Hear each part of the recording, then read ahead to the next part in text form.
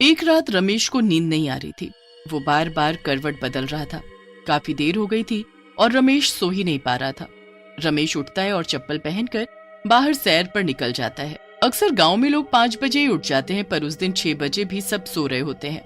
रमेश को ये बात अजीब तो बहुत लगती है और वो इधर उधर देख भी रहा होता है कि शायद उसे कोई दिख जाए, पर उसे कोई भी दिखाई नहीं देता।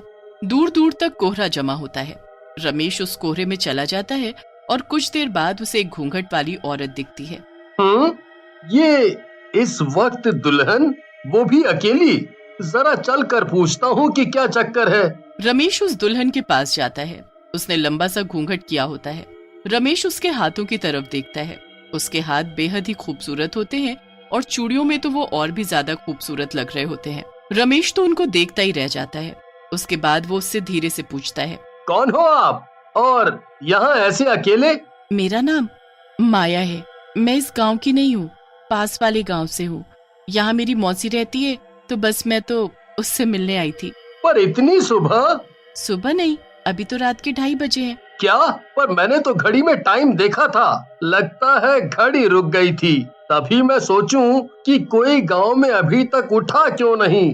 खैर, तुम इतनी रात को अकेली क्यों घूम रही हो? नहीं नहीं, मैं खुद चली जाऊंगी। तुम्हें तकलीफ उठाने की जरूरत नहीं है। अच्छा ठीक है, पर क्या तुम इस घूंघट को उठा नहीं सकती? मतलब ऐसे ही, वो मुझे लगा मैं इतनी देर से तुमसे बात कर रहा हूँ और तुमको देखा भी नहीं। क्या सच में तुम मेरी शक्ल देखना चाहते हो? ठीक है, फिर ये देखो। माया इतना कहते ही अपना घूंघट ऊपर कर देती है और रमेश उसकी शक्ल देखकर दूर पीछे जाकर गिरता है। उसके सामने कोई खूबसूरत औरत नहीं बल्कि एक भयानक शक्ल वाली चुड़ैल खड़ी होती है।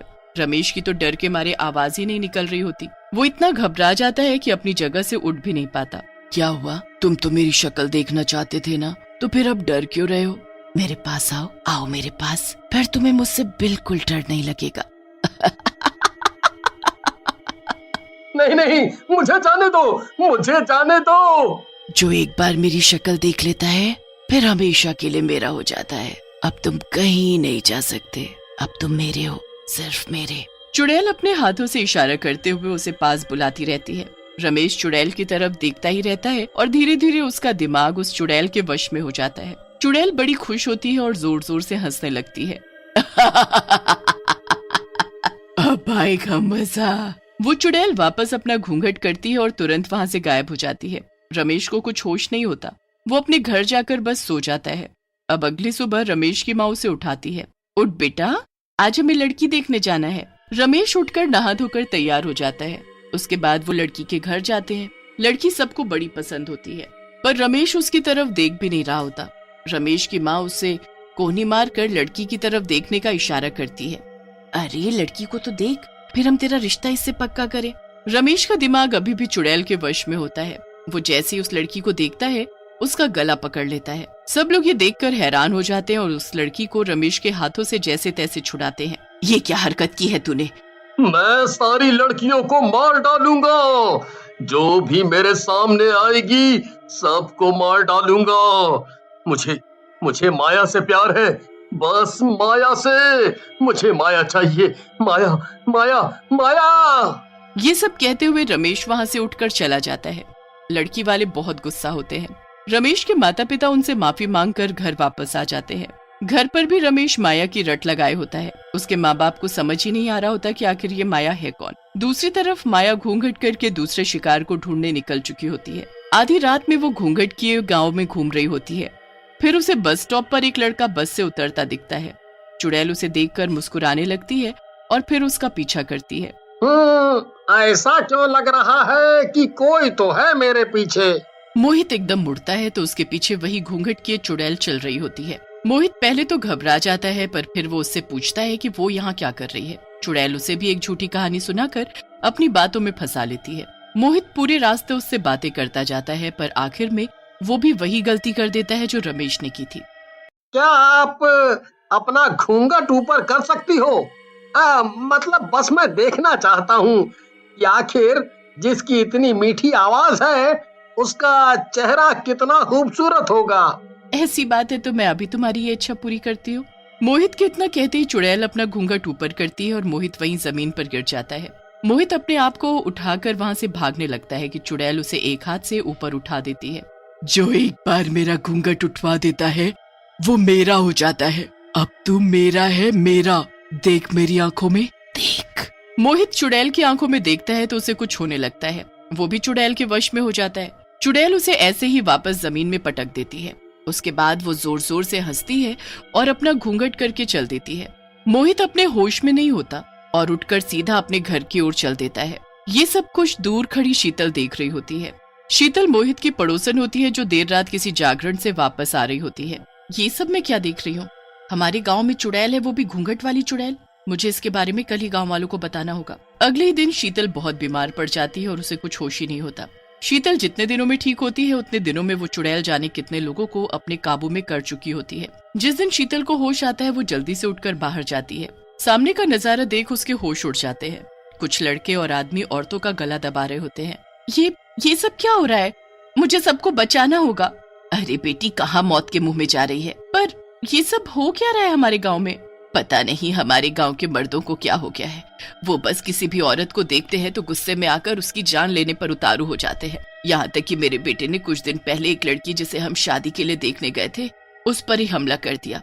उसके बाद वो मोहित है ना, उसने गाँव की एक लड़की का गला दबा दिया। वो तो अच्छा हुआ उसकी माँ सही वक्त पर आ गई और उसे बचा लिया। बहन बेटी को छोड़ ये मर्द किसी भी औरत को मारने पर उतारू हैं। मुझे पता है ये लोग ऐसा क्यों कर रहे हैं। ये सब वो घूंघट वाली चुड़ैल का काम है। मैंने देखा था उस रात खुद अपनी आंखों से। उसने मेरे सामने घूंघट ऊपर किया और उसकी चुड़ैल शक्ल मैं अभी तक नहीं भूल पाई। उसने मेरे सामने मोहित को वश में किया। मैं घर आकर किसी को कुछ बता पाती कि मैं खुद ही ऐसी बीमार पड़ी कि मुझे आज होश आया। पर अब हमें उस घूंघट वाली चुड़ैल को पकड़ना होगा और सब कुछ ठीक करना होगा। तो चलो अभी गाँव के पंडित जी के पास। दोनों जल्दी से पंडित जी को उस चुड़ैल के बारे में बताते हैं। क्या उसका इंतजाम करना कोई आसान काम नहीं है। वो चुड़ैल हमेशा की तरह आज रात भी घूंघट में बाहर निकलेगी। बस तुम्हें कैसे भी करके उस औरत के पल्लू का कोना काट कर लाना है। ये तो बहुत मुश्किल काम है। वो चुड़ैल बस गांव के आदमियों के पास ही आती है तो मैं कैसे कर पाऊंगी ये सब? तभी तो कहा था कि मुश्किल काम है। पर अगर गांव को उस घूंघट वाली चुड़ैल से बचाना है तो ये तो करना ही पड़ेगा। शीतल और रमेश की माँ घर आ जाती हैं। शाम तक इसी के बारे में सोच सोच कर उनका सर दर्द हो जाता है, पर उन्हें कुछ समझ नहीं आता कि आखिर वो किसको भेजे। कोई भी चुड़ैल का नाम सुनकर जाने को तैयार ही नहीं होता। फिर शीतल के दिमाग में एक आइडिया आता है। वो रमेश के कपड़े पहनकर और अपने सर पर पगड़ी बांधकर और नकली मूछें लगाकर लड़का बन जाती है और निकल जाती है। आधी रात को उस घूंघट वाली चुड़ैल की तलाश में। डर तो उसे बहुत लग रहा होता है, पर वो हिम्मत करके चलती जाती है। काफी देर बाद उसे वो घूंघट वाली चुड़ैल मिल जाती है। वो शीतल के पास आकर उससे बातें करने लगती है। मेरा नाम हरिया है। मेरे पेट में दर्द हो रहा था तो बस मैं टहलने निकला था। अच्छा, तो मैं कुछ मदद करूं? नहीं नहीं नहीं, अब तो ठीक है। चुड़ैल काफी देर तक शीतल को हरिया समझ उससे बातें करती रहती है। शीतल की नजर चुड़ैल के पल्लू पर होती है जिसे उसको काटना होता है, पर उसे समझ ही नहीं आ रहा होता कि वो ये काम कैसे करे। तुम पहले ऐसे आदमी हो जिसने अभी तक मेरी शक्ल देखने को नहीं बोला। शक्ल में क्या रखा है? मुझे तुम्हारी शक्ल देखने में कोई दिलचस्पी नहीं है। शीतल बहुत डर जाती है। चुड़ैल उसे अपनी शक्ल दिखा दे उससे पहले वो अपना पैर अड़ाकर उसे गिरा देती है। आह, ये क्या किया तुमने? मुझे गिरा दिया। चुड़ैल का घूंघट उसके चेहरे से हट जाता है, पर उससे पहले शीतल उसका पल्लू का टुकड़ा काट चुकी होती है। शीतल जल्दी से वहां से भागती है। तभी उसकी पगड़ी गिर जाती है और उसके बाल खुल जाते हैं। मतलब तू लड़का नहीं लड़की है? तूने मुझे पागल बनाया। तेरी ये हिम्मत, मैं तुझे जिंदा नहीं छोड़ूंगी।